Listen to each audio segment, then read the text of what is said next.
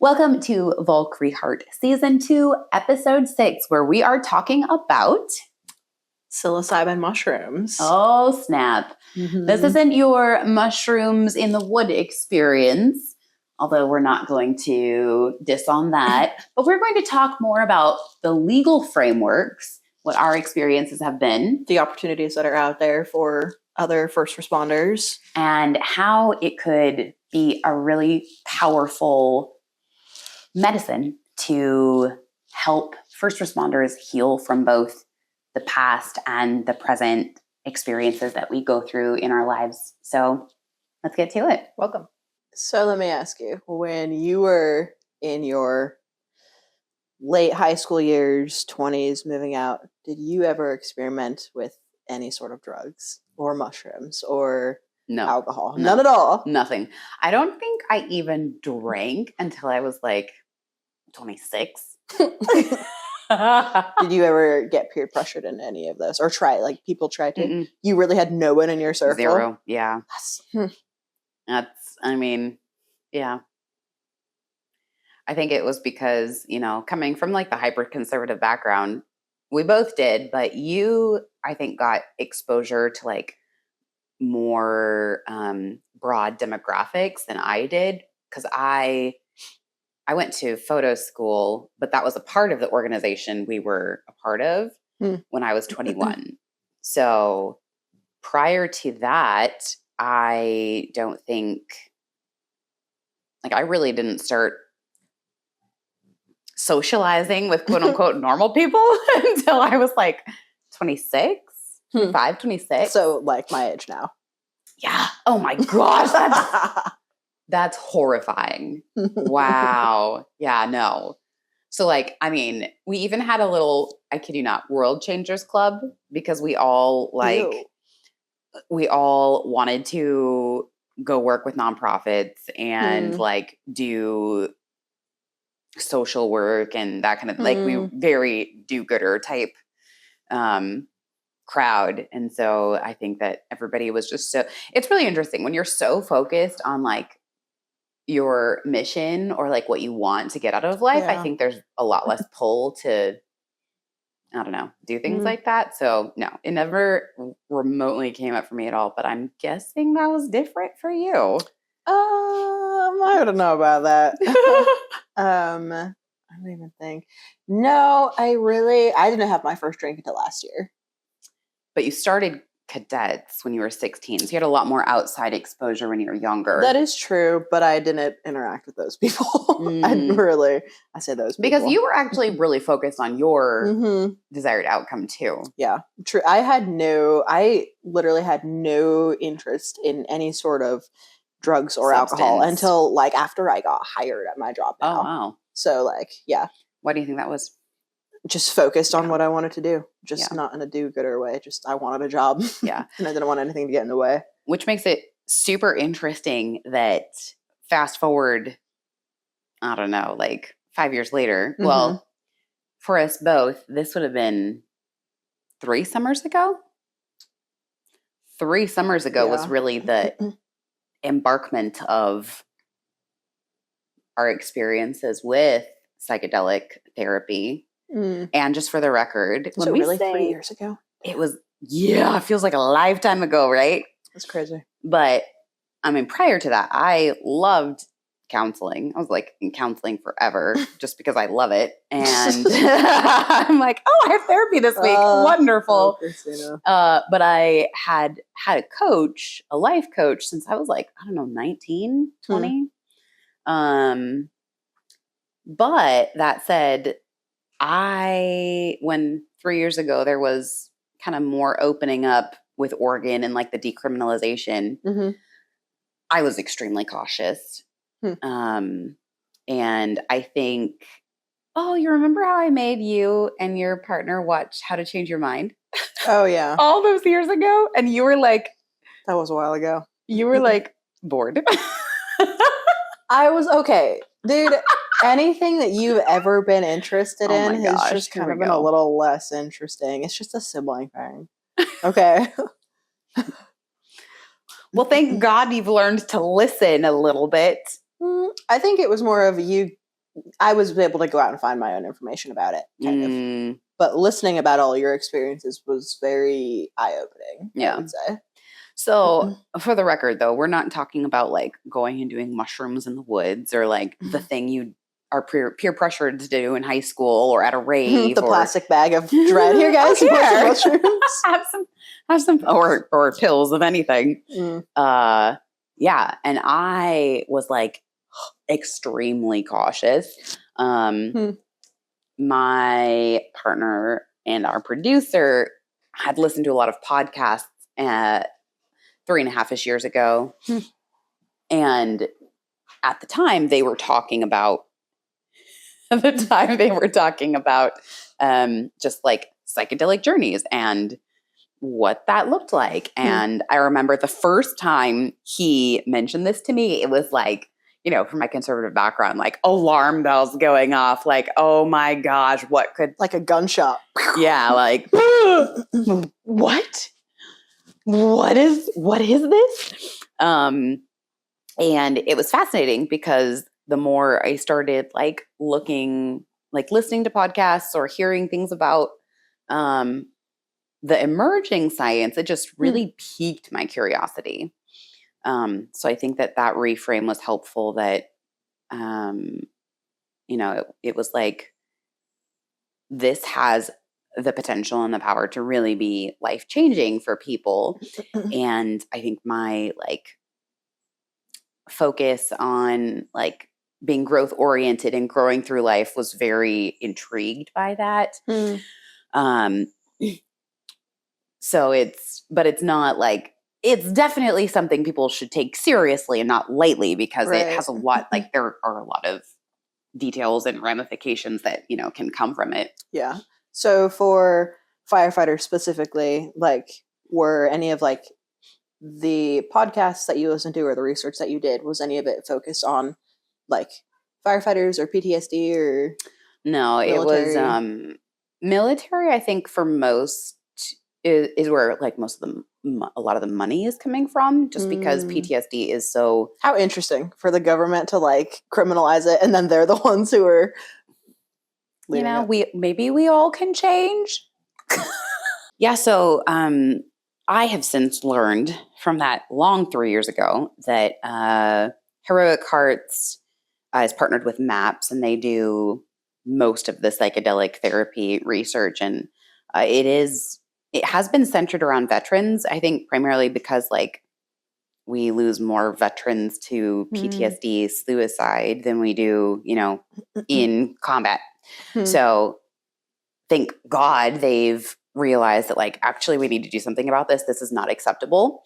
So I think that giving psilocybin therapy like this kind of focused little area has allowed people to be more open to it, because in some ways they're like, oh, well, that demographic obviously needs it. Like, so it's almost like this kind of like justification in their mind, but that led to more and more research in other areas. Like they're doing research on like psychedelic therapy for like eating disorders now. Interesting. So fortunately, the research is broadening, but now they're doing research specifically on first responders, which, you know, like you and I know, we've seen it, where suicide is a line of duty death that surpasses the other things, and there's a lot of like shame around it, and the burnout to suicide, I think like PTSD, sleep debt, burnout, suicide is just like this vicious cycle. Yeah. So now, you know, some of the numbers, 20% of all career firefighters, paramedics meet the criteria for PTSD. And that makes complete sense. It does. I think that number is probably a little bit conservative too. I was going to say, that sounds 1 in 5. That does not sound like enough. Yeah. Largely too, because we see like 300 times more the traumatic events that, you know, your average civilian does. So like, it makes sense. We're not, humans are built for like connection and like bonding and all of this. So we go in and see these kind of things. For us, we're even trying to save lives. So, you know, that I think just can be really hard for like the body and the psyche to take. Yeah. So this is also interesting. 46.8% of firefighters reported suicide ideation. That sounds more accurate. And that is crazy because you just have a normal conversation with someone in the fire service. Like, they're not going to say, oh, yeah, that is not talked about. Yeah. It's a no-no. So I love that now with emerging psychedelic research, they're actually taking first responders. Like Arizona has almost 300 first responders that in a study launching this year. And I'm so excited to see the data from that because we're actually going to be able to link the different like burnout scores or PTSD, you know, scores to what these journeys resolved.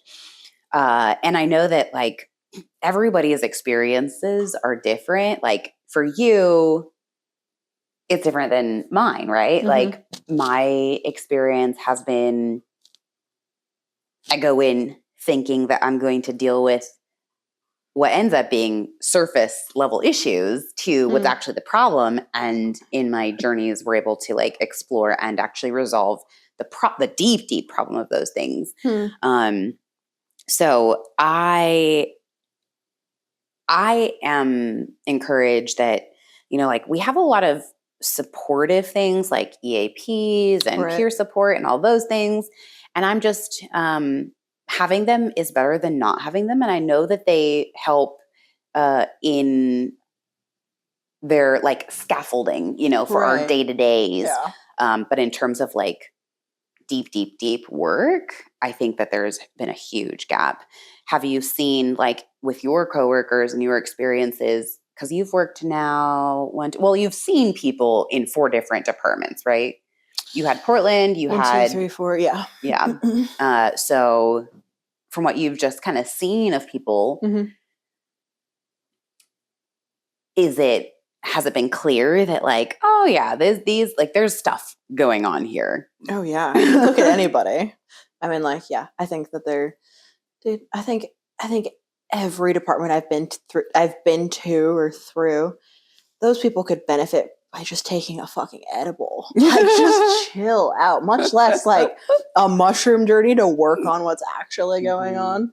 Yeah, no. Like, it's very clear that, I mean, I feel like everybody could draw some benefit from it because everybody has their own shit.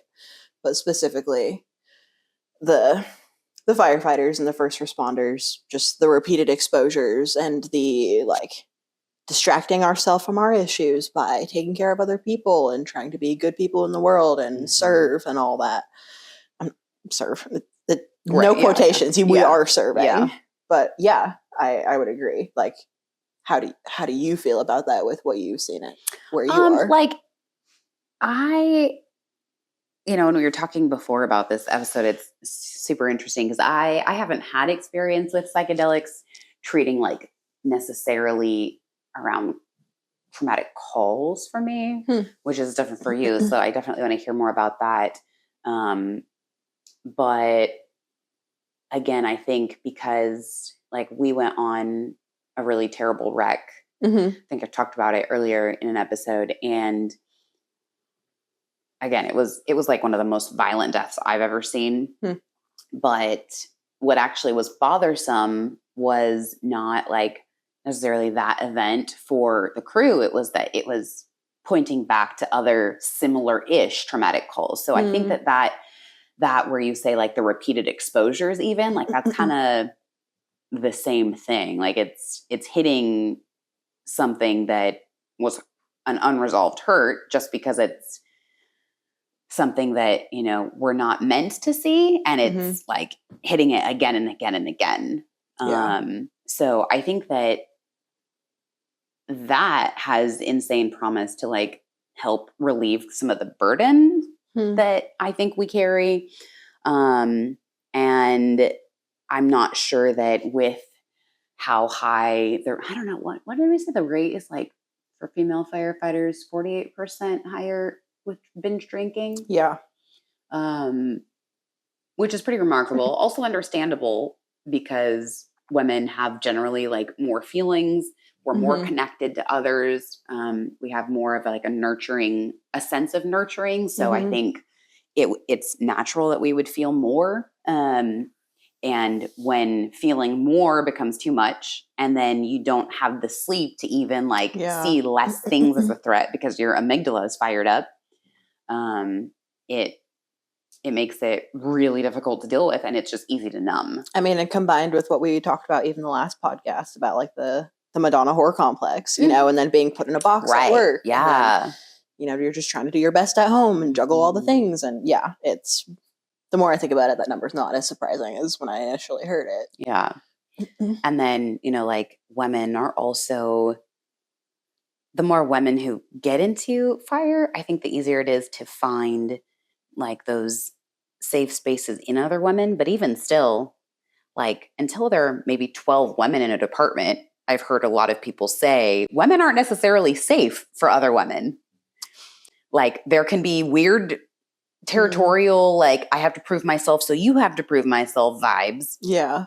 I have had pretty close to zero experience with that because my department, there are so many women, but that's also really fascinating too. Like when I worked for AMR in our smaller town that we live in, there were women firefighters who did not have great reputations with women on AMR crews because of like that whole aura and vibe that they feel like they have to embody, you know, on calls. It's so weird to me. Like, can it's we all tragic. Just be friends? I know. We're all here for the same thing. Like, it is tragic. So yeah, like with that, you have less safe spaces. You go to like support network and like the guys just may not feel the same way about things that you do. May not, they don't. There are some very feely guys. Try. And there are some very feely guys. I have two guys on my crew that they do an excellent job. But they are also girl dads. Yeah. So they have a lot of experience with that. So yeah, I think that the traditional things that have been offered to women in fire, I just don't know that they are like quote unquote enough, especially given like our neurobiology around trauma is more geared to, it's not geared to like exposure therapy the way that men's can be. So like in trying to resolve issues, I think maybe even like EMDR, like, you know, we were talking about like prior with you, some things just don't work the same because as women being exposed to it again isn't necessarily resolving. And so some of the traditional means of like therapies, which use that, aren't as effective for women. I mean, even I guess like peer support and like the more you talk about something, that's not necessarily making it better. Yeah. And so, yeah, I think that there's so much that can be offered with this, but approaching like with caution, approaching with curiosity is helpful. But I guess, so like we've talked about just like the suicide rates and the burnout, compassion fatigue, all that. I know for me, with my journeys, a lot of it had to do with like the armor that I put on as like who I am in life. And then here getting into a career where that kind of was continually activated. Like I felt like I had to put on more and more and more armor as time went on. And that's not helpful. Right. So how did you first get into like when you decided like, okay, like I want to try this, I want to do this mushroom journey or whatever, all of the things you were learning? How did that come about for you, and what was getting started into that? What did that look like? So, my partner JD did it first, and it's not really, I won't share his story, but he had, like, when you watch How to Change Your Mind on Netflix, and it goes through like what the different plant medicines are, and you have these remarkable stories, like his story could be on one of those shows. Okay. He had such a profound like journey and like return to his like true self that that was so powerful. Like his very energy changed, and it was like so shocking because after his journey and I met him, like I was like, I literally did not recognize his energy. Wow. And so. And you guys had been married for like 10 years. Yeah, at this. So which is crazy. That just goes to show like the power of what this medicine can do. And so I had zero doubt. I had zero doubt that they were going to be effective. And when when you decide that you're going to do a journey, you meet with the facilitator. That can like be months prior. So, your first meeting, you kind of get an idea of like, here's my life story. Here's kind of like the main themes I've seen, what I think I would want to maybe touch on and deal with, work on. And so for me, I went in knowing that I carried so much in my body, like, my history of chronic illness. And I think like saying yes too much and being a caregiver, like all of that, I could see that it affected me, but I didn't know how to deal with it, how to approach it, how to help resolve it in my head, and in like my heart. It really had to be like a physiological shift. And so that was my intent when I went into my first journey. But I think the decision to actually do a journey was made when I realized that, wow, the research is pretty freaking clear. It is safe when you have a facilitator in a safe container. Yep. And again, having done so much therapy and coaching prior, I knew that I still had things that had never been resolved. So the possibility that, you can make 10 years of progress in one session was mind-blowing to me. That's wild. So then Jay did his first, and I think maybe it was like 2 months later that I had mine. And it was, just kind of from there, working on things in that session. I definitely was nervous, like so nervous. Yeah, God knows what's going to come up.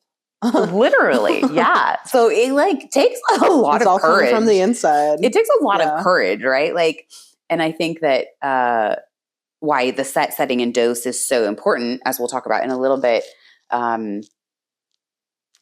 Everything that the medicine brings up is like already there, right?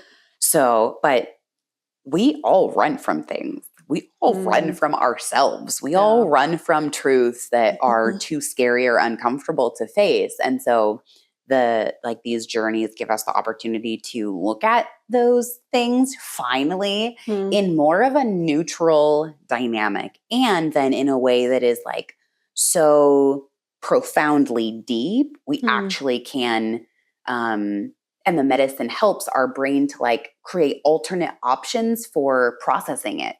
So it's not only that we can look at it with more neutrality and curiosity, it also gives our brain and our body the chance to process it in a new way and like help heal and resolve it. When you say look at it in a neutral way, what do you mean? Like, what did that look like for you? Yeah. So, you, I guess, like feel less fear to the events.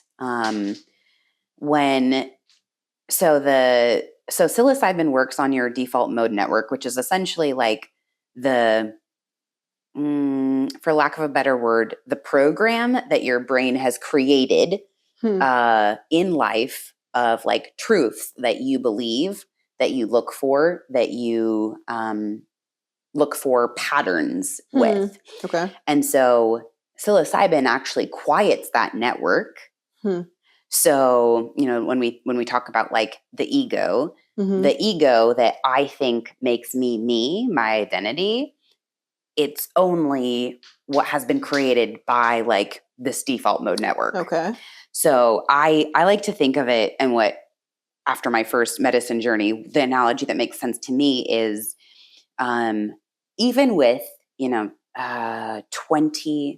15 years of like therapy and regular therapy and coaching, I thought I knew myself pretty well. And that knowing of self probably was this much.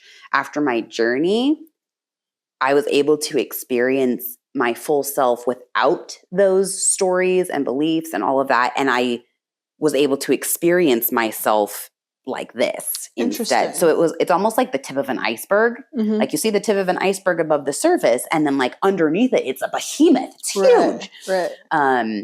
That's what I think is who we all are. But because we're conditioned as kids and in our childhood, and because we all have different backgrounds of like what our parents believed or what was expected of us, or for anyone who's read the 4 agreements, the agreements we make to be a certain way because society or like religion or our parents ask us to be, like that's just what has been created. That's not actually what we are and who we are.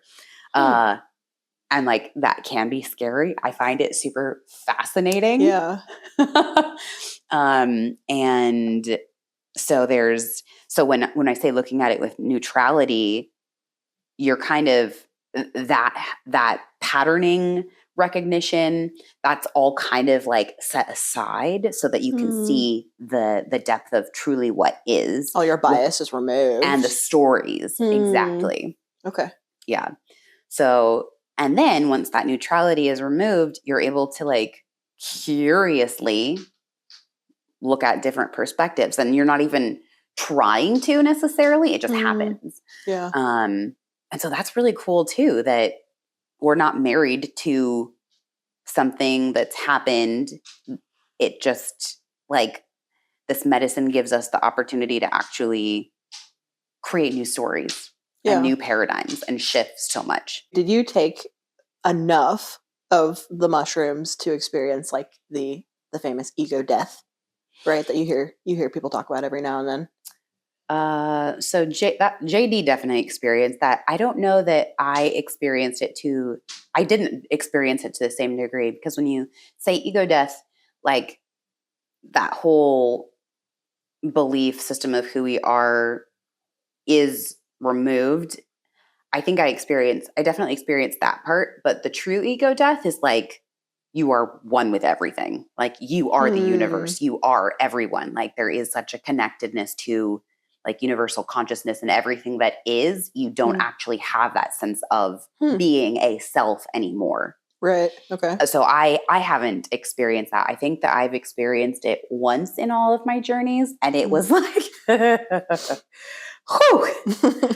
It was like, in fact, Michael Pollan, who he has this, where is it? This book, How to Change Your Mind. So real thick book, right? On basically all of these psychedelic medicines. And he did a journey with DMT, which is also called 5-MeO. It's made from the venom of a toad. DMT is essentially the psychedelic that causes those ego deaths.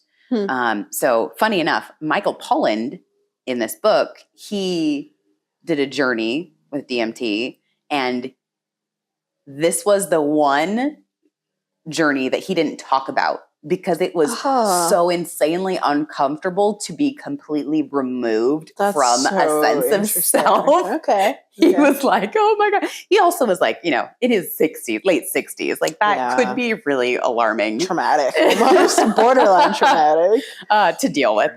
So he doesn't talk about it at all in his book? No. Huh. Yeah. So there are like degrees of it, right? Mm-hmm.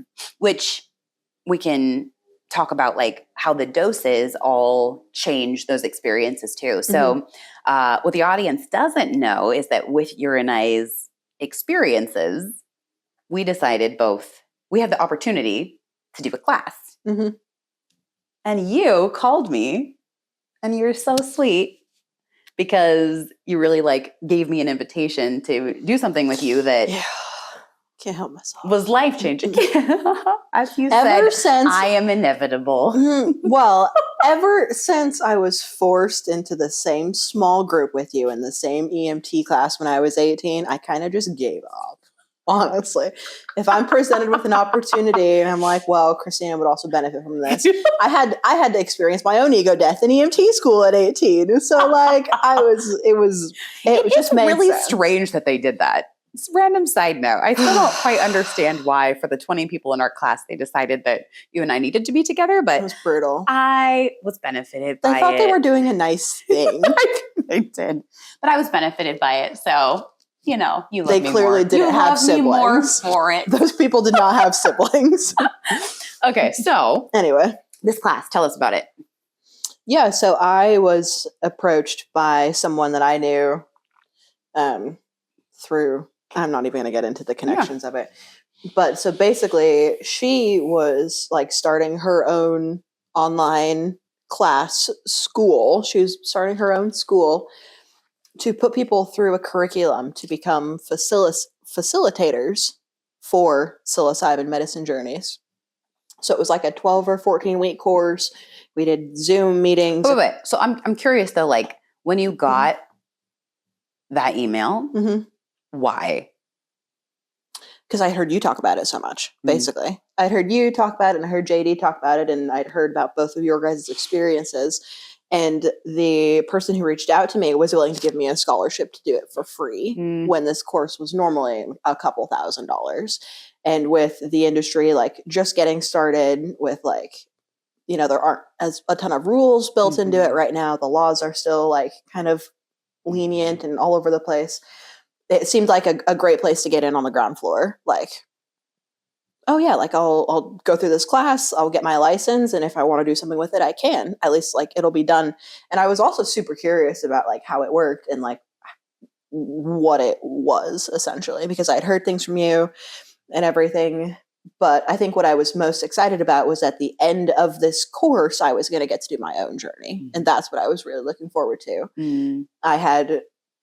I didn't really have like the money to go through it on my own, like outside. And so when I was like, oh, I can go through this class for free and I can go through the experience basically for free at the end, it was like a no-brainer because I already knew that I was going to like it, that it was going to be intriguing and that it was something that I could maybe like move forward with eventually.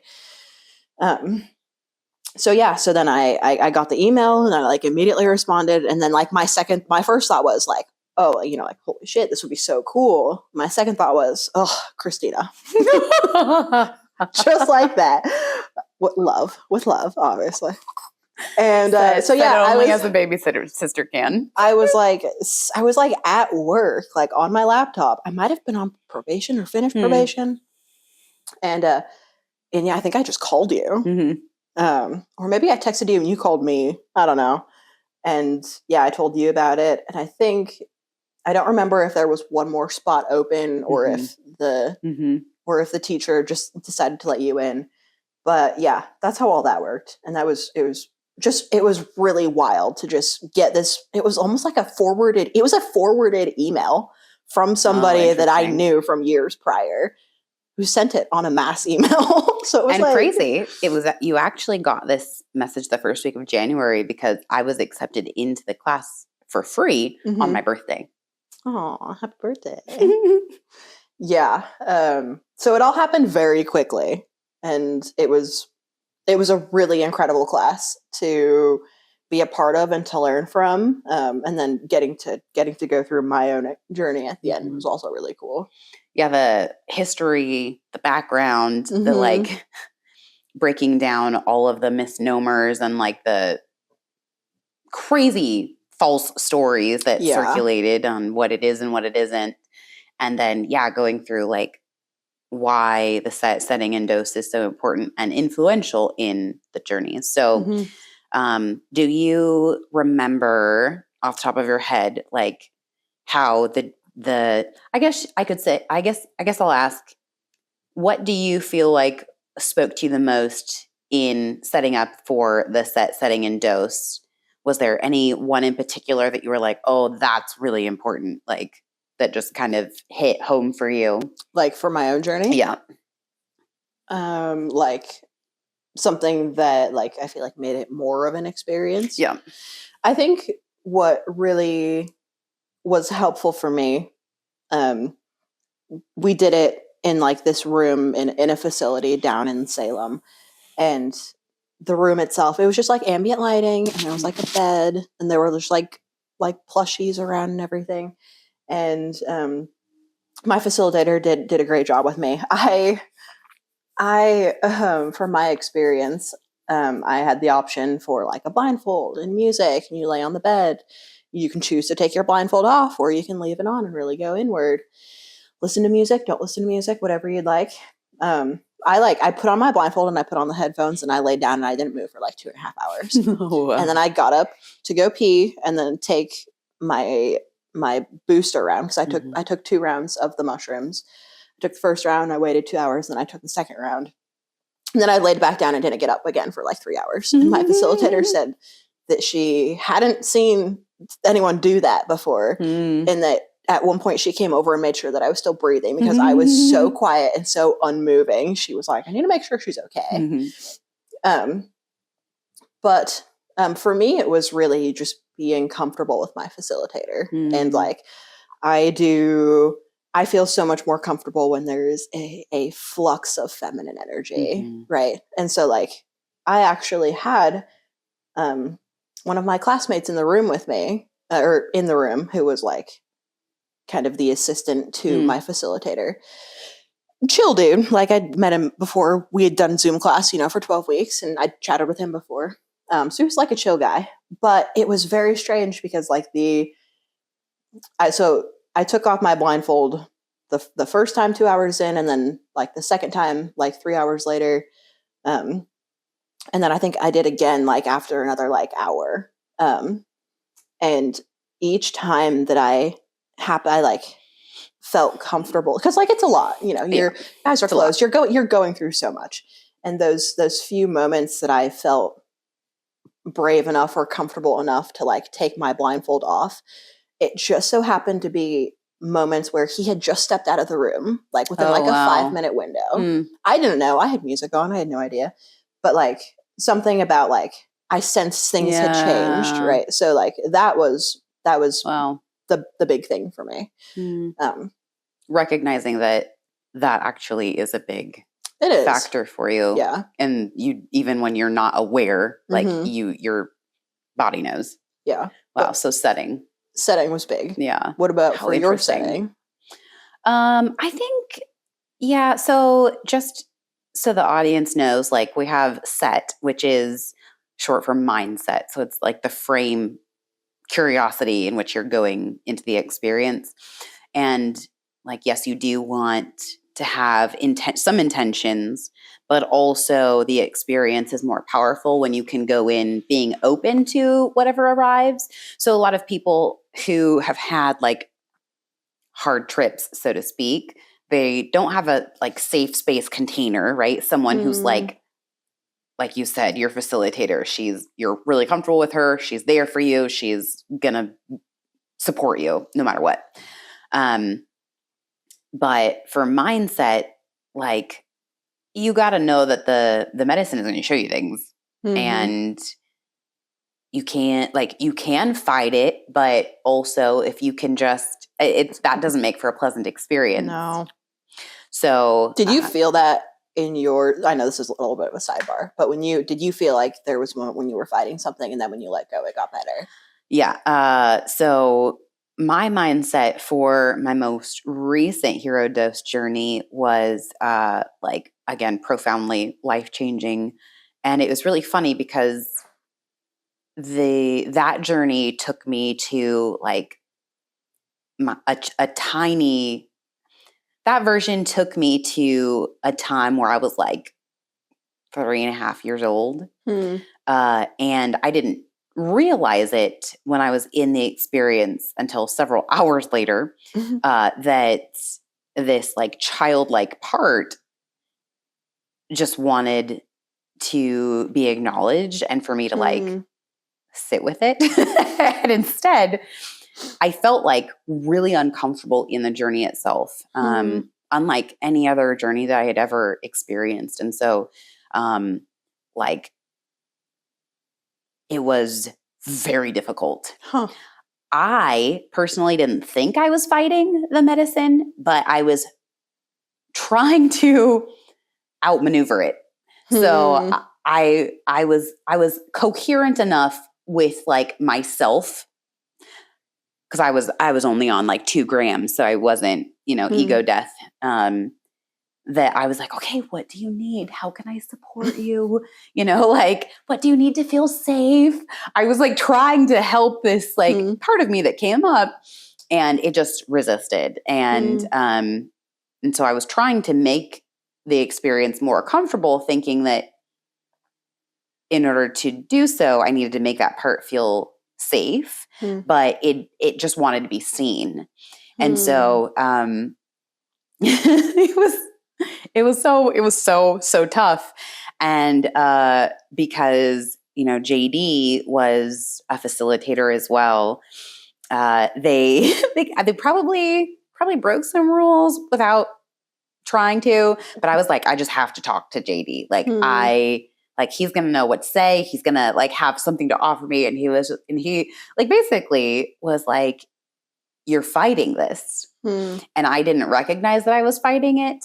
And so I like finally just basically surrendered that like, okay, this is going to feel the way it's going to feel. And like, I just got to be there. And it was like instant. It was instant. The relief and the like relaxation and the like the memories that actually came up going back to this original time. And yeah, like I felt like my cells changing, and like, wow.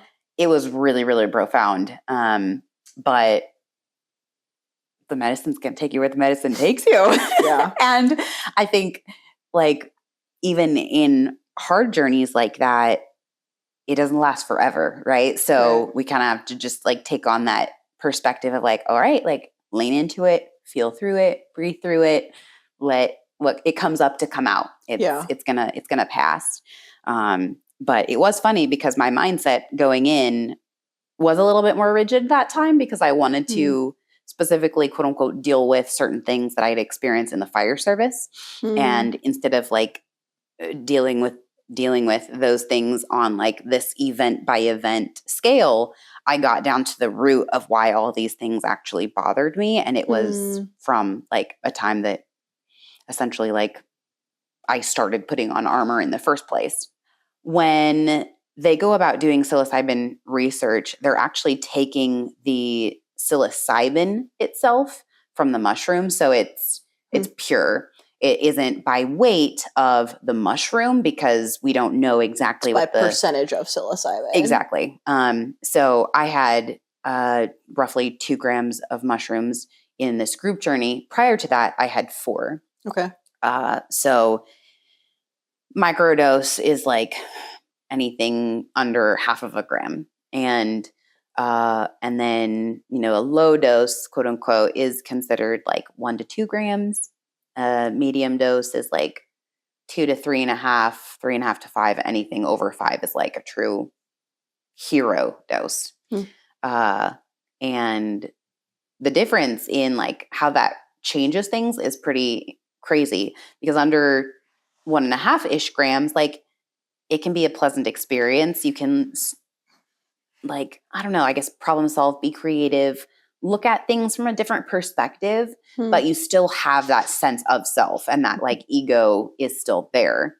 Anything around the like 2 to 3.5 grams, that starts dissolving away and you can actually start doing more of that deep processing. And then, 4.5, 5 grams and more, you have more of that ego death. I have never taken more than 4 grams. Yet.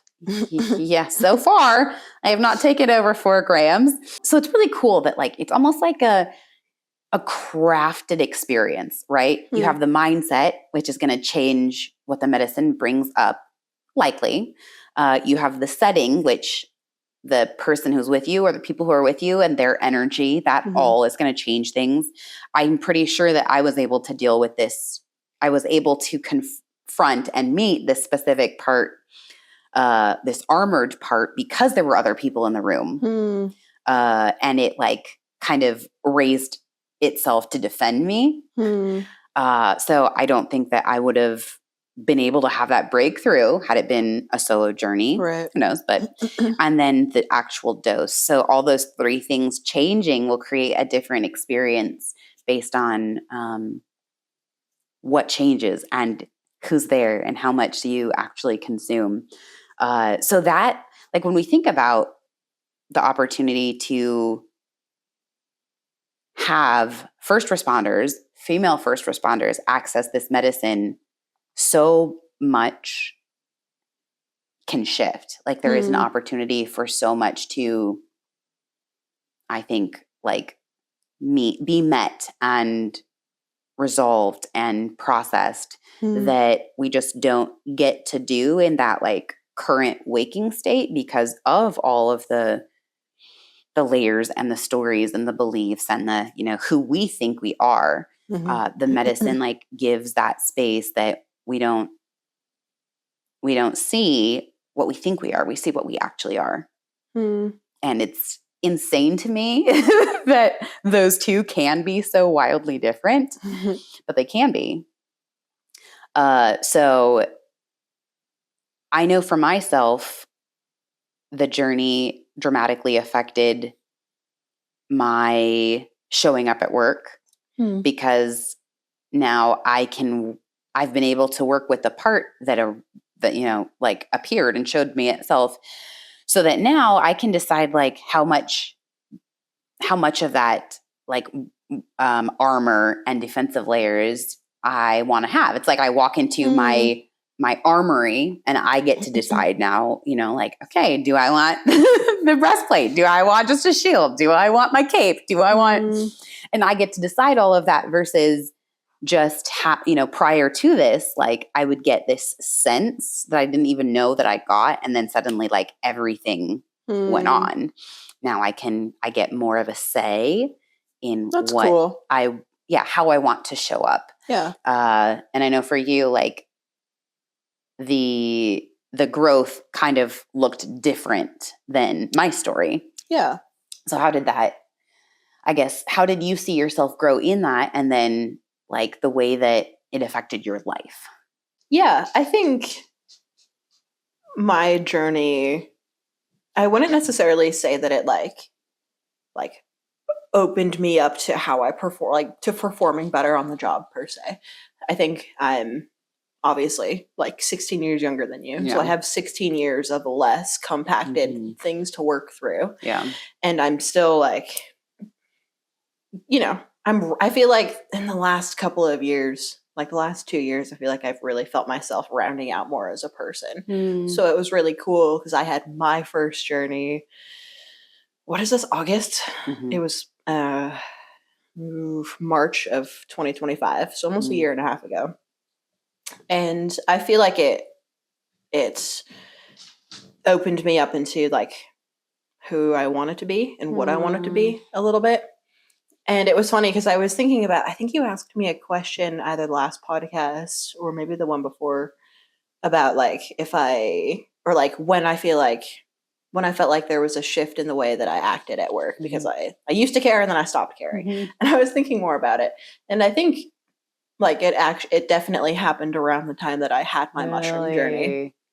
Just because I started really caring less about what people said or think. Not all of it went away. Like there's still a lot of it there. But in the way that when I was at work, I could just be like, nah, like, you know, I could just kind of fall into that. I don't even remember what your question exactly was. Oh, just how you saw it change the way that you show up in the world and like with yourself. Yeah. I think that's a really good point though, that like you're still becoming. I mean, we all are. Yeah. I mean, yes, but yeah. So I think it just really helped me. It helped me really see a big picture of all of it. And you've seen the what's that show on Netflix that we were talking about, the mushroom one? Oh, How to Change Your Mind? No, it was Beef. Oh, right? yeah, you saw that one, right? And like, I'm gonna just spoil everything, but like at the end, you know, they're going through their whole thing, and they were like, "Wow, like this is like what death feels like, or we are gonna die." And it was like, well, at least we got to have this moment.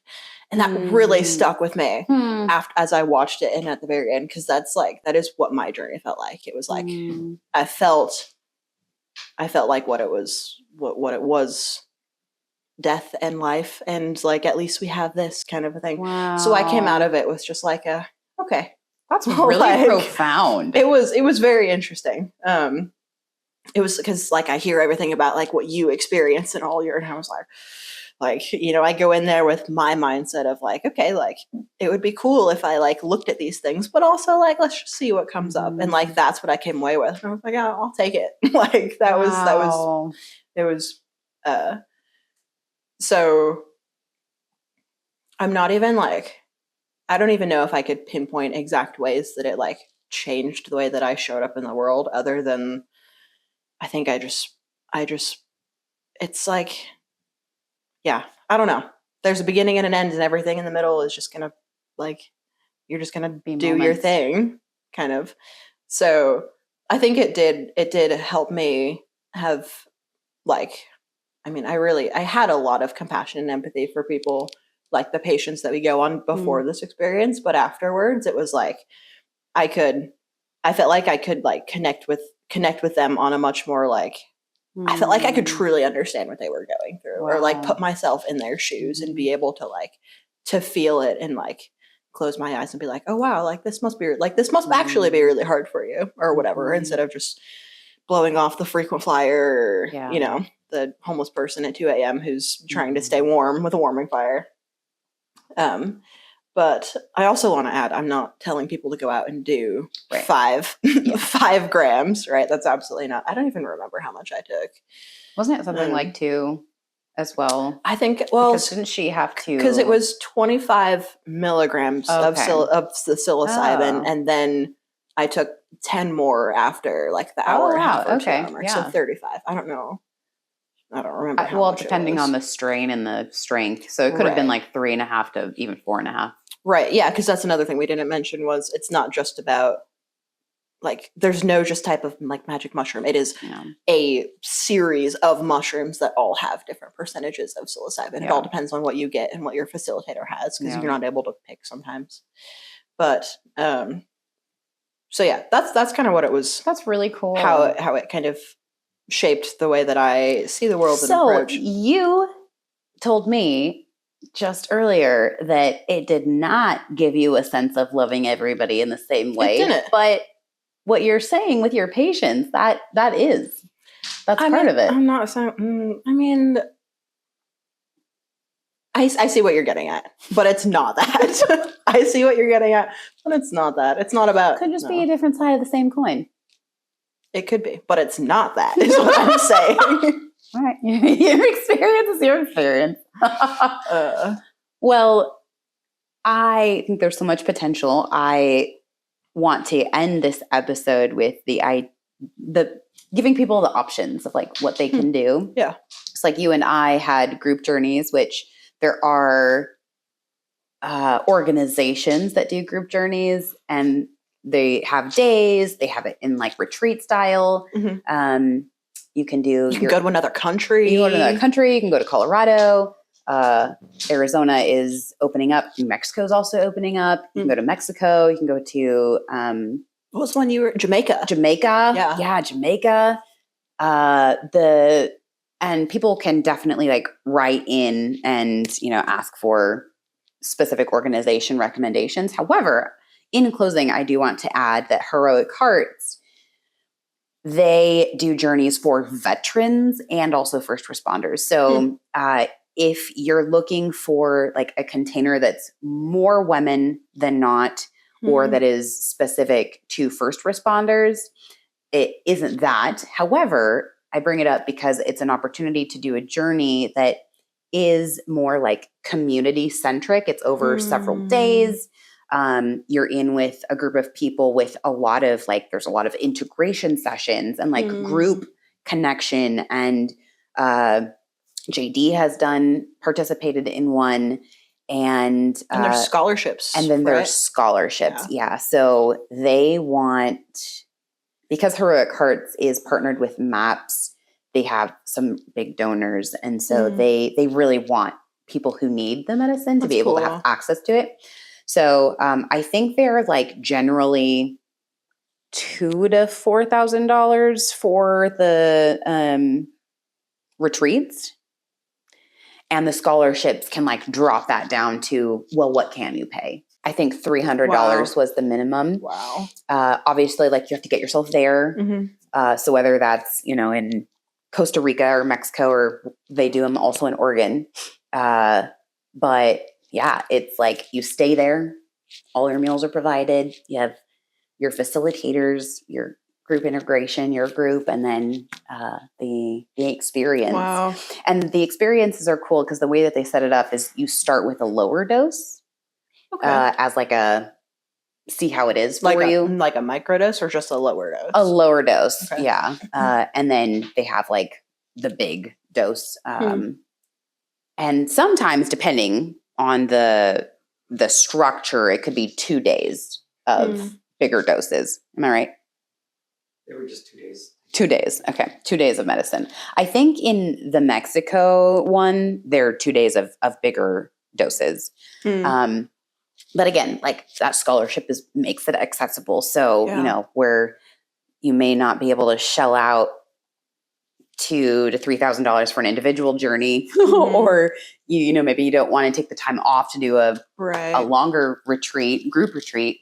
That's $2,000 to $4,000. That gives you really great options. So I've been curious to experience more of like a retreat style group, also because I think that like the connection in the community that is possible in that is really cool, especially for someone who maybe doesn't have other people in their life that is, that kind of supports it or understands it, or they can talk to. Right. But I will say, before you go into a journey, definitely have a therapist that when you're done, you are able to go in and process, because it gives you it's like 10 years of therapy in one day. But I also like to say that it gives you 10 years of content for your therapy moving forward. Yeah. So there's a lot of work to do. And I think once you start doing these journeys, you realize and recognize that there might be a lot of work to do, but that is the journey. The work is the process of us just becoming more and more fully our best selves. And that's really beautiful and exciting to me. That is really cool. Yeah. That's a cool way of putting it.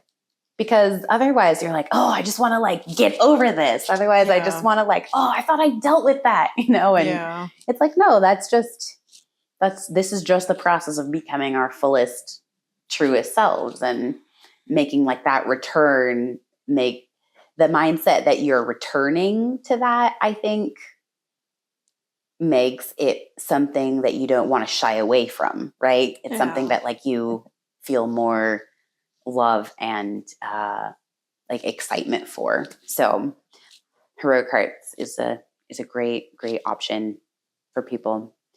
As people consider is this a route for me to do? I would definitely recommend a few like books to maybe process. I mentioned the 4 Agreements. That one is so good because it puts you on the path of starting to dig through your belief system, and not in a sense of like religion or like, I think we all should love people, but like specifically to you. Why do I operate this way? Like, did I ever formally say in my life, yes, I'll be a caregiver? Or have you just always been that way? Because of what? Like, so it helps you start doing some of that digging. Yeah. And then another book that I have found profoundly impactful is called The Art of Living. It's by Thich Nhat Hanh, who was a Buddhist monk. But it starts putting you in a frame of mindset to broaden your perspective on just like life and what the journey of life looks like. And I really have loved that book. Those 2 books. And then if you're really, really interested in a journey, How to Change Your Mind by Michael Pollan. So essentially Michael Pollan is a journalist, award-winning journalist who decided to apply his skills to psychedelic research. He had never done medicine before. He was not like into substances. He was just like, there's a story here. So he wrote this big book, and it goes through like, there are segments and chapters about broadly what psychedelics are. And then he has experiences of all these different medicines, and he writes about those experiences in this book. So that also, you can either read the book, or Netflix has a TV show. And I think there are 4 episodes, but every episode is about a medicine. So they have psilocybin, they have MDMA, they have, I think it was peyote or mescaline, something like that. And I can't, acid. LSD was another one. Wildly interesting, insightful. And, you know, if you're not a big reader, they'll pique your curiosity to a really large degree. So I guess we can end with like just encouraging people that there are options now. Like you said, with your journey, we have these moments, and this medicine helps us to connect more to ourselves, to be able to live more fully in these moments. And that's especially as first responders, where we see and carry so much. I think that having access to something that allows us to be free of those things that we carry, also the things that hold us back, is just really, really powerful.